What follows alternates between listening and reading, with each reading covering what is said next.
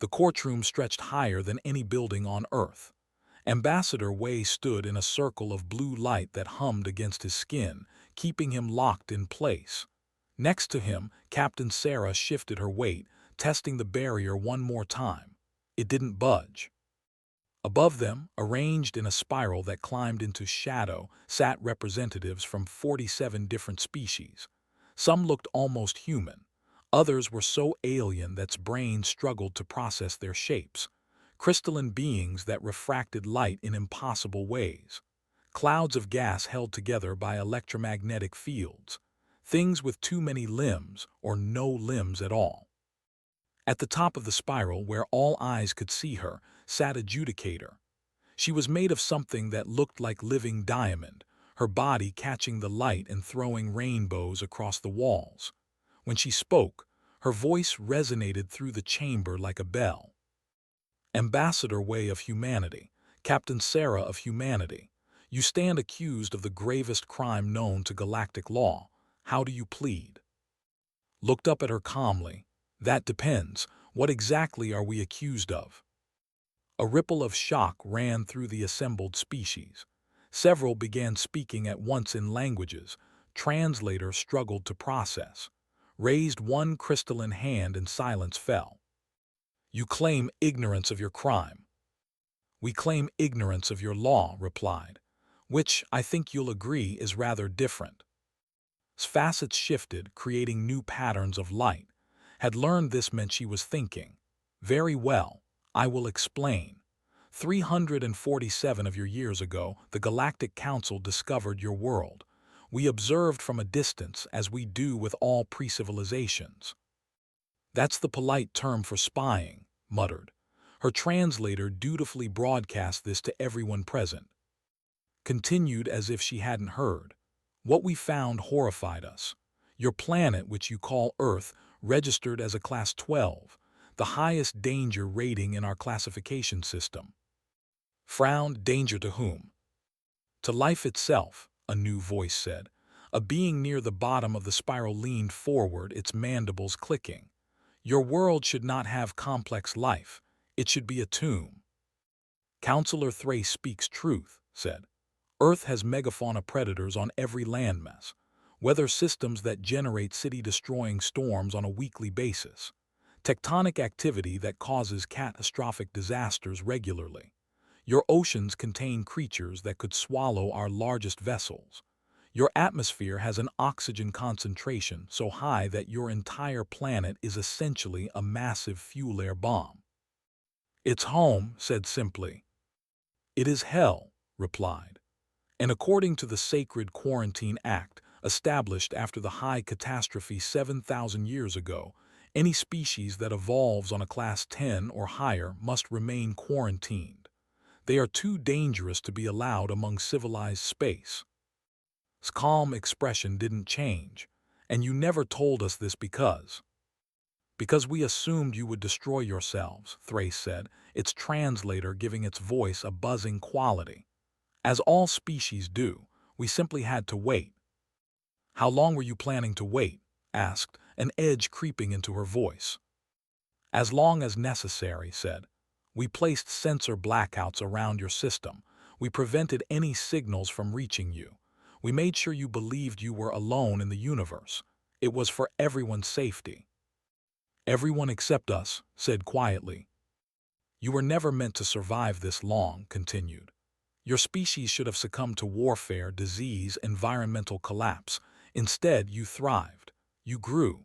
You developed faster than light travel. And then, 15 years ago, you broke containment. You left your world. You entered our space. You violated the oldest and most important law we have. The chamber fell silent and looked at each other, then began to laugh. It started as a chuckle and grew into full, genuine laughter that echoed off the crystalline walls. You think this is amusing? Asked, her voice sharp. Wiped his eyes. I'm sorry, I really am. It's just, you're telling me that for 300 years you watched us, you studied us, you waited for us to die, and in all that time not once did you think to introduce yourselves and mention this incredibly important law. The Quarantine Act specifically forbids contact with species, Thrace said. How convenient, said. Can't break a law we don't know exists, can't agree to terms we were never offered, but somehow we're the criminals here. The law exists whether you know it or not, said. Ignorance is not innocence. Then by that logic you're guilty too, replied. His voice remained calm, but there was steel underneath. You imprisoned an entire species without trial, without representation, without even the basic courtesy of telling them why. You decided our fate before we took our first steps into space, and now you have the audacity to put us on trial. The chamber erupted. Species began arguing with each other in dozens of languages. The translator gave up trying to separate them all, creating a cacophony of overlapping voices. Had to ring the chamber's resonance bell 3 times before order returned. Your arguments are irrelevant, she said, though her voice suggested she wasn't entirely convinced. The law is clear. You have left your world. You have spread throughout restricted space. You have. We saved them, interrupted. Stopped what? We saved them, repeated, louder this time. That's how we learned about the galaxy. That's how we learned about your laws. We didn't break out of your cage for conquest or exploration. We broke out because people needed help. Another ripple ran through the council, this one different. Several species leaned forward, interest replacing shock. Explain, commanded. Stepped forward as far as the containment field would allow. 15 years ago, the colony ship Endeavour was on a long-range exploration mission. We were still mapping our local stellar neighborhood. We detected strange readings from a system about 4 light-years from Earth. When we arrived, we found a section of the spiral suddenly filled with movement. The representatives, tall beings with crystalline skin and 6 limbs, stood as one. Their star was dying, continued. Going nova decades ahead of schedule, they had ships but not enough, not nearly enough. Their world had 200 million inhabitants. They could evacuate maybe 10 million before the star blew. The rest would die. This is not relevant to the charges, began. It's extremely relevant, cut in. Because the Endeavour wasn't a warship. It wasn't even a proper colony ship.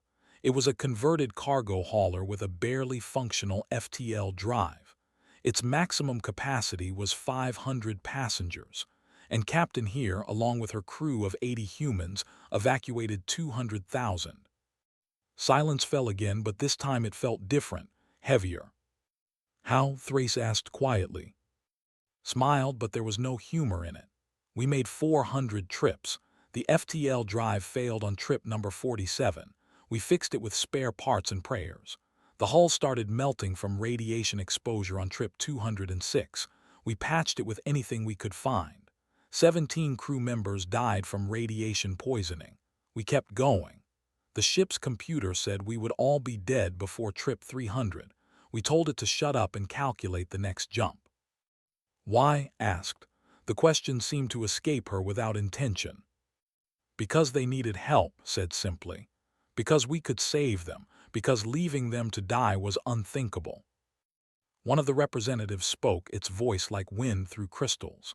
The humans flew into radiation that should have killed them instantly. Their shields failed. Their hull failed. They themselves failed one by one, but they did not stop. When we begged them to leave us to save themselves, they refused. When we told them they would die, they said probably and came back anyway. They saved my entire bloodline. They saved our species, and they asked for nothing in return.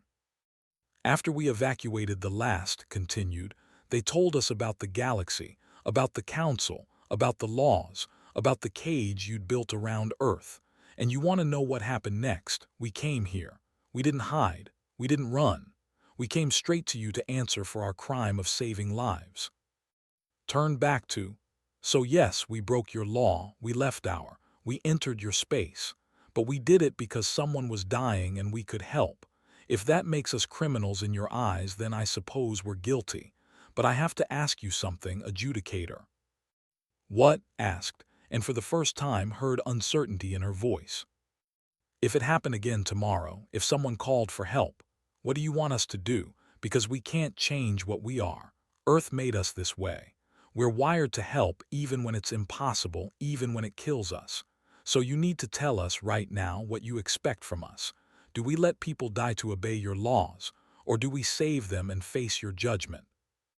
The chamber fell into a silence so profound that could hear the hum of the containment field. 47 species looked at 2 humans and found they had no answer to give. His crystalline form seemed to dim slightly. The council will deliberate. This session is adjourned. She struck the resonance bell and the chamber began to empty. As the containment field dropped and guards approached to escort them out, leaned close to, "Think we're in trouble." Watched the council members filing out, many of them glancing back at the humans with expressions he couldn't quite read. "I think we just made them ask questions they've been avoiding for 7,000 years. So yes, probably a lot of trouble." Grinned, "Good, I'd hate for this to be boring." As they were led from the chamber, neither of them noticed remaining behind, staring at the space where they'd stood, her crystalline mind working through an impossible problem. For the first time in her 1,000-year existence, she wondered if the law she'd spent centuries enforcing might be wrong. The trial had only just begun. The council reconvened 3 days later, and this time the atmosphere was different. Where before there had been confidence and certainty, now there was tension, and stood in the same containment field, but now the eyes watching them held something new. Wariness, maybe, or curiosity. His crystalline form caught the light as she addressed the assembly.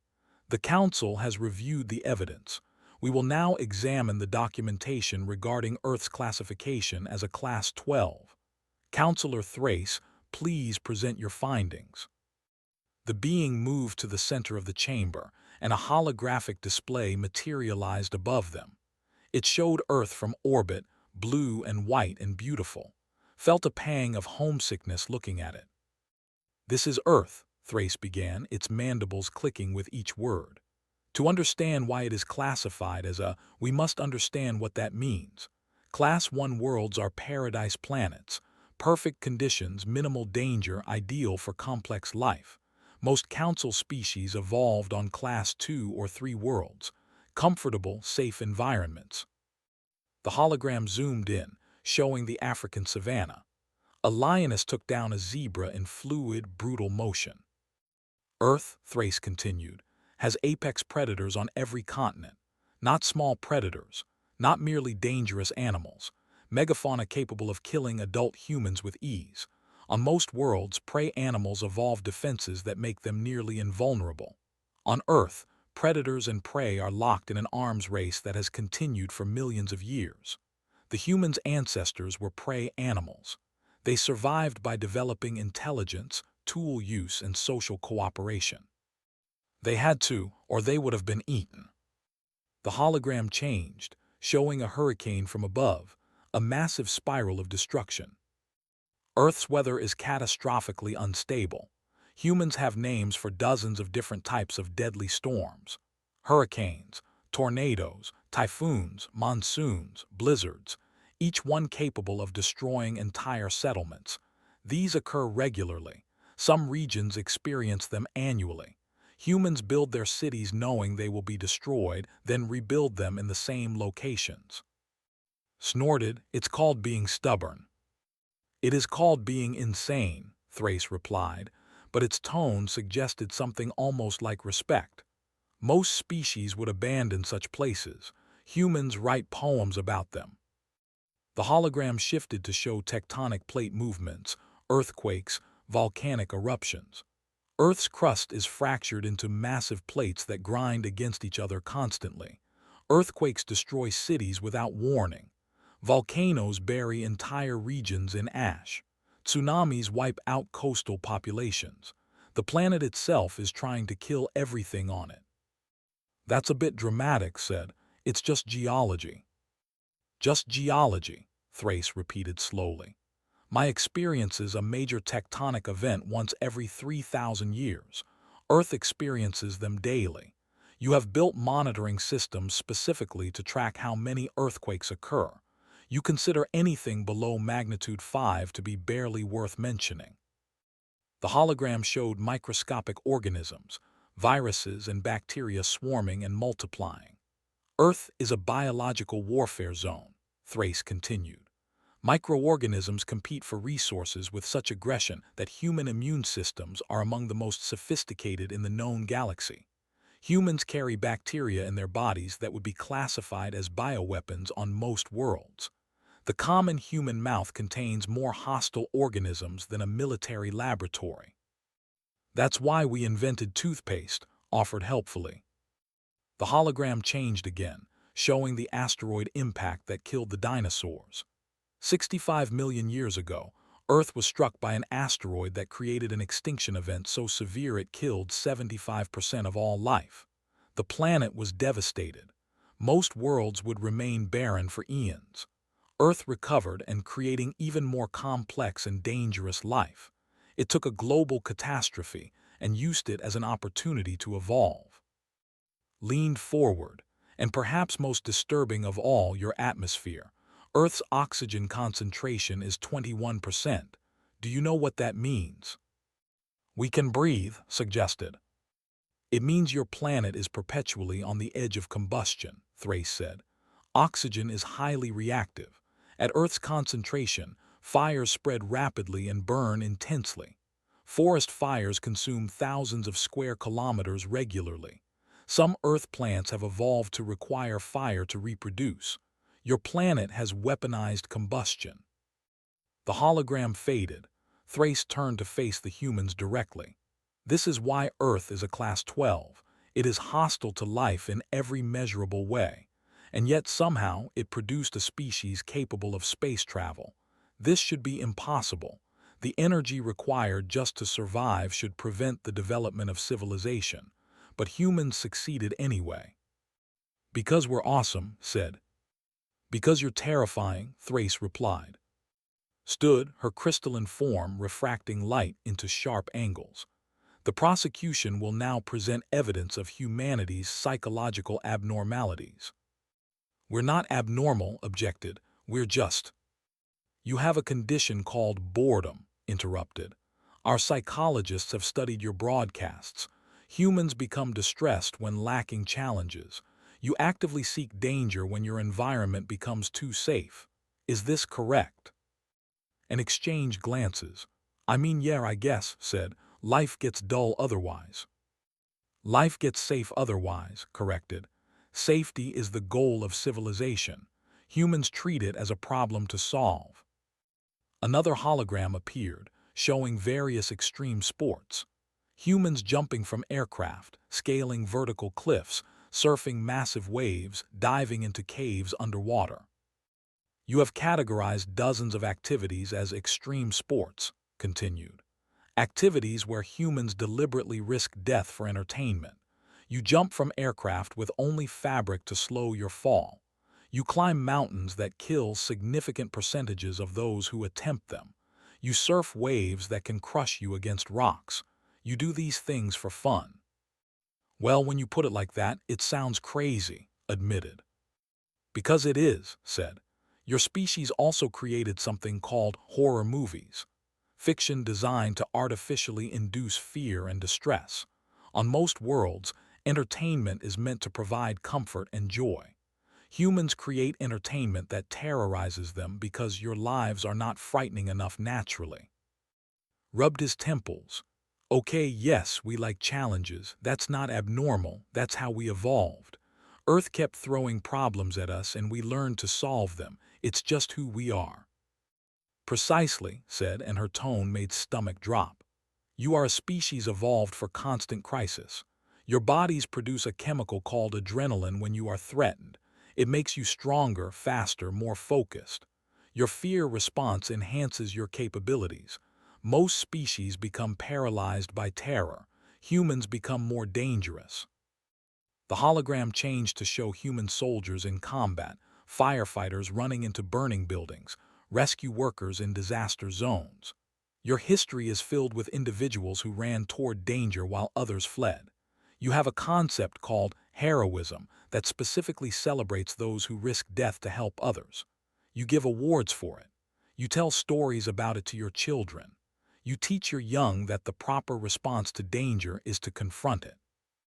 What else would we teach them? Asked. To run away. Yes, said simply.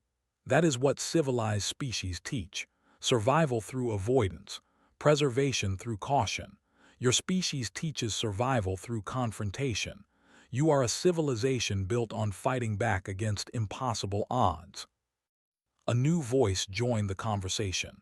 One of the representatives stood, light dancing through its crystalline body. Perhaps I may speak, adjudicator. Gestured permission. The moved closer to the center. I was on the last ship evacuated from my. I watched Captain's ship approach through radiation that our instruments said would kill anything organic in seconds. The ship was falling apart. We could see the hull breaching in real time, and still they came. His voice carried something like awe. I contacted the Endeavor. I begged them to leave. I told them they had done enough, saved enough, that we could accept our fate. Do you know what the captain said to me? Shifted uncomfortably, but said nothing. She said, "Shut up and get ready to board," continued. Then she said something I did not understand at the time. She said, "We don't leave people behind."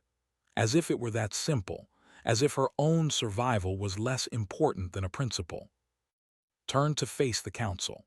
The humans made 400 trips into death. 17 of them died doing it. Every single one of them knew they were dying and not one of them stopped. When it was over, when the last of us were safe, Captain collapsed on the bridge, radiation poisoning. Her crew carried her to medical while they themselves were dying. The ship's doctor told me later that's last words before losing consciousness were, "Did we get everyone?" The chamber was utterly silent. That is what Earth makes, said quietly. Not monsters, not conquerors, heroes who cannot comprehend the concept of acceptable losses. Was quiet for a long moment. Then she spoke, her voice softer than before.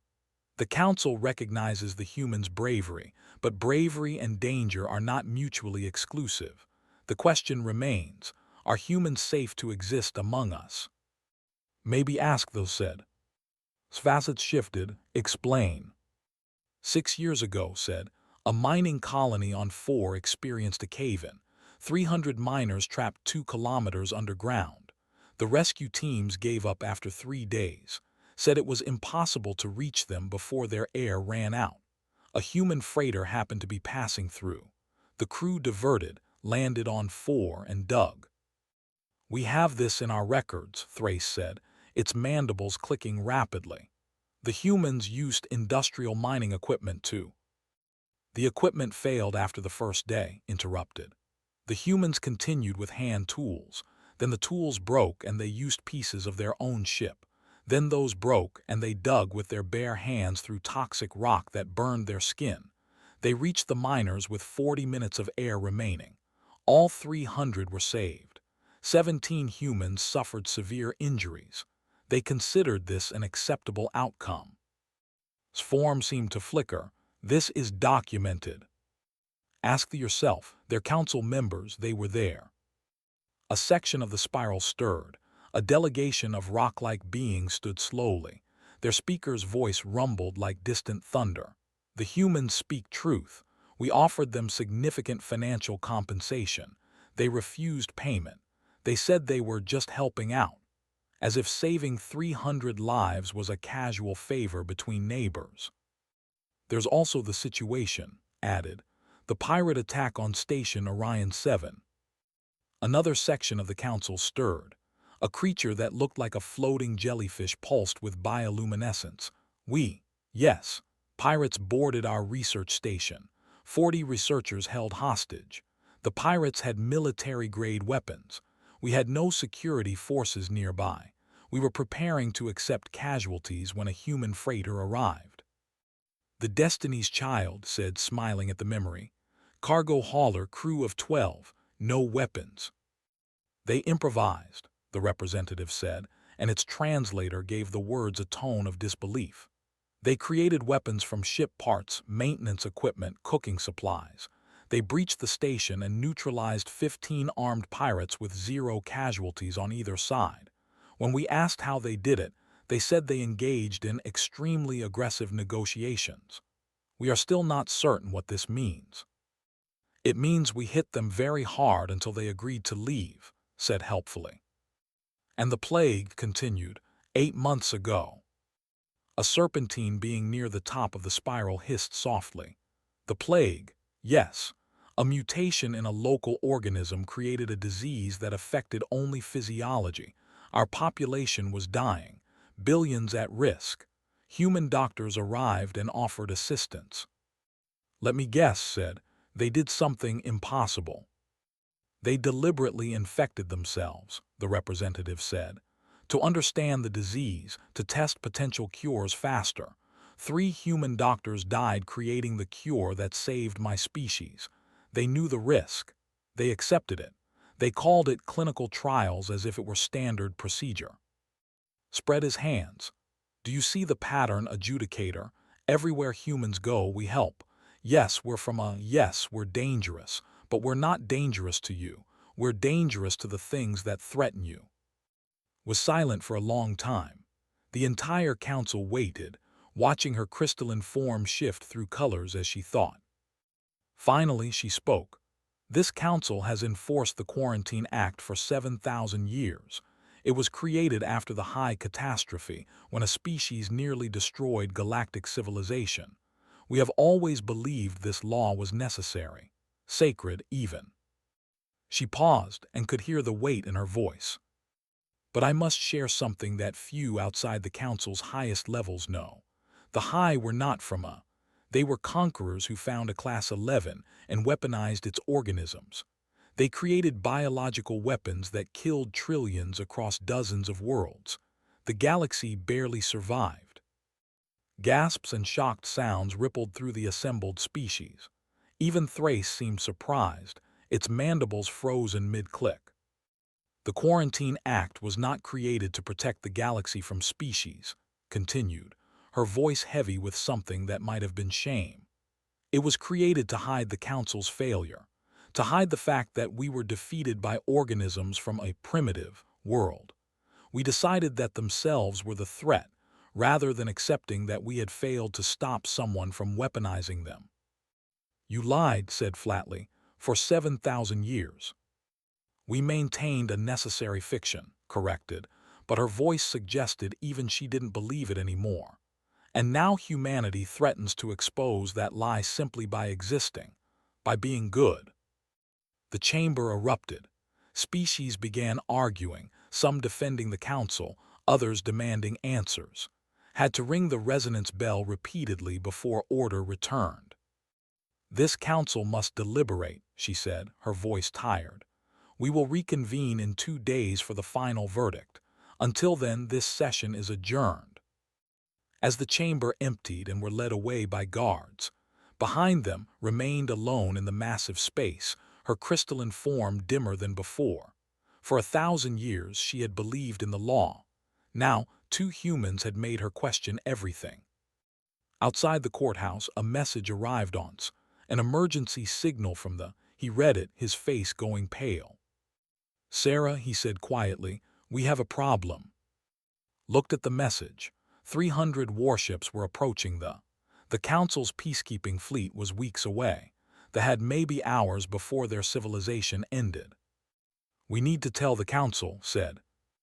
Nodded, but as they turned to go back inside, both of them knew what would happen. The Council would deliberate, they would discuss, they would debate, and while they talked, people would die. The question was, what would the humans do about it? The emergency session convened within hours. The council chamber filled rapidly, representatives arriving in states of alarm and confusion.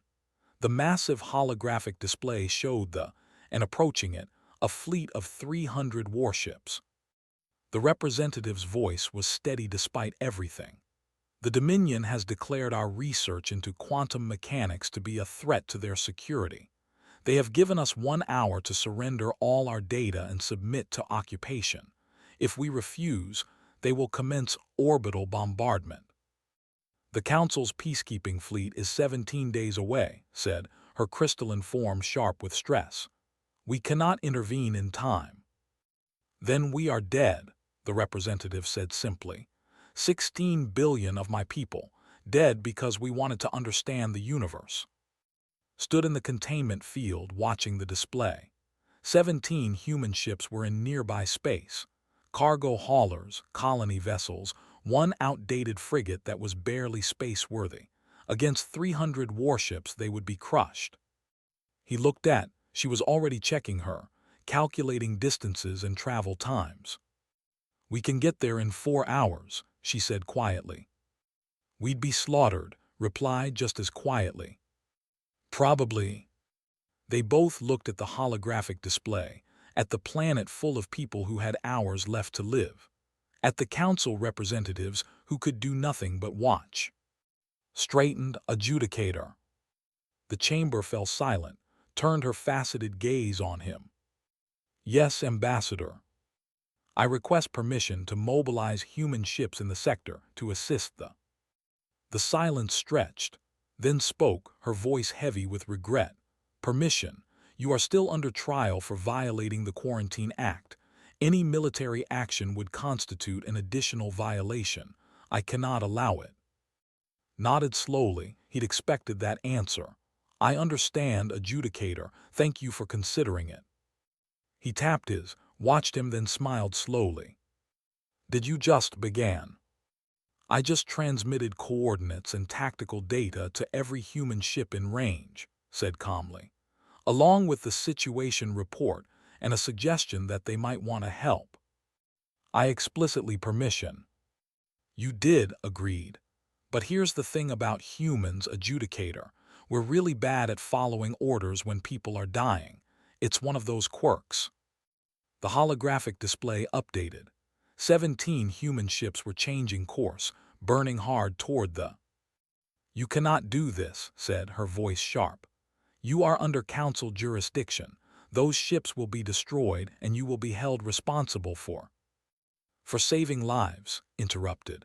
Yeah, we know. We've been down this road before. You can punish us later. Right now, people need help. Thrace's mandibles clicked rapidly. The human ships are badly. They will accomplish nothing except adding human casualties to casualties. Maybe, said, but we have to try. You asked me 2 days ago what you should expect from us. This is it. This is what Earth makes. People who can't watch others die without doing something about it. The council erupted in argument. Some demanded the humans be stopped. Others insisted they be allowed to try. A few suggested the humans might actually succeed. The debate raged while the clock ticked down.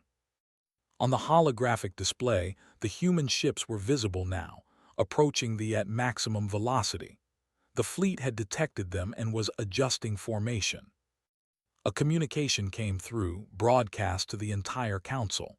The commander's voice was filled with contempt. Human vessels, you are vastly outmatched. Stand down immediately or be destroyed. The response came from the human frigate, from Captain Sarah herself. She must have transported up while wasn't looking. This is Captain Sarah of the Terran vessel Defiant. Your threat is noted and declined. I suggest you withdraw your forces immediately. The commander laughed. It was not a pleasant sound. You have 17 ships, we have 300. You are either insane or suicidal. Little bit of both, replied cheerfully. Also, you're threatening innocent people. We have issues with that. Then you will die with them. Probably, but first, we're going to make you regret every decision that led you to this moment. Defiant out. The transmission ended. The fleet began moving into attack formation. Watched the display, his heart pounding. He'd sent those ships. He'd sent those people. If they died, it was on him. They're insane, Thrace whispered. They're human, replied. The battle began. The human ships didn't fight like a military fleet. They fought like cargo haulers and colony ships crewed by people who had learned survival on a. They were chaotic, unpredictable and absolutely fearless. The Defiant, despite being 70 years old and held together with patches and prayers, flew straight at the flagship. Weapons fire tore through its shields. Hull breaches appeared across its surface. It didn't slow down. "What are they doing?" asked, unable to look away. "Ramming speed," said quietly. The Defiant slammed into the flagship at full velocity. The explosion was visible from the council chamber. When the light faded, both ships were gone. But the human ships didn't stop. A colony vessel, designed to carry thousands of civilians, rammed a cruiser.